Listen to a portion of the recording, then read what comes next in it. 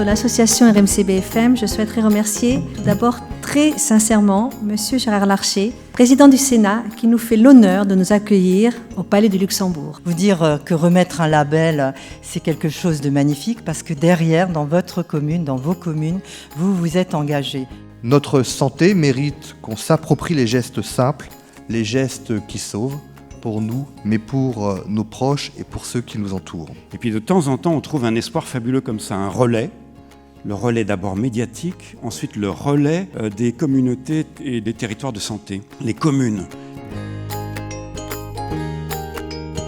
Et je voudrais surtout dédier ce deuxième cœur aux 2 agents municipaux du service éducation, Chantal Roger et Sébastien Surgé, qui ont sauvé en mois de juillet un monsieur de 50 ans qui a fait un arrêt cardiaque à proximité du service et qu'ils ont pu réanimer. Il n'y a pas tellement longtemps, justement, nous avons sauvé la vie d'un jeune triathlète de 28 ans qui a eu un arrêt cardiaque au cours d'un entraînement et j'en suis particulièrement fier.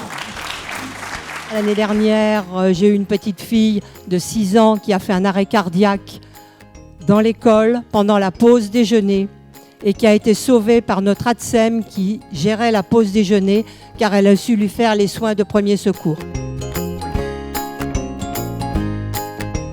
Ces défibrillateurs, en tous les cas un, nous a permis cette année à accepter un enfant de 3 ans en maternelle puisqu'il avait besoin d'un défibrillateur à l'école. Voilà, donc ce n'est pas que pour des accidents, c'est aussi pour permettre aux enfants d'aller à l'école avec tous les petits copains. J'ai pas eu de mal à convaincre le conseil municipal en 2014 d'installer un défibrillateur de la commune et de faire une session de formation, car étant donné que moi, à titre personnel, j'ai eu besoin d'un défibrillateur il y a 18 ans, 97, car je suis transplanté du cœur. Je suis un élu qui vit avec le cœur d'un autre.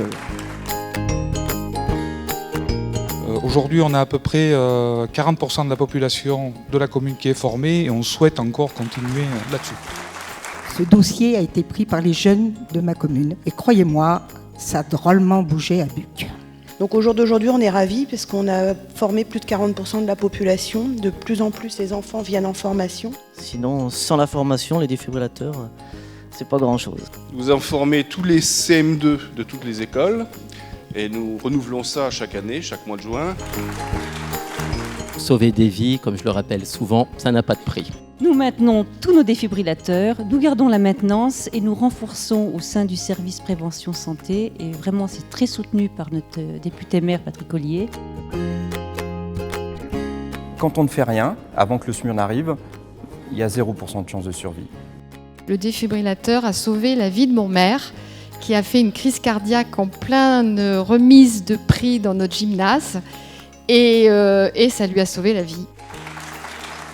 Quand vous parlez à des gens qui ont pu être sauvés, ils vous racontent que du bonheur parce qu'il y avait les moyens qui étaient mis en place.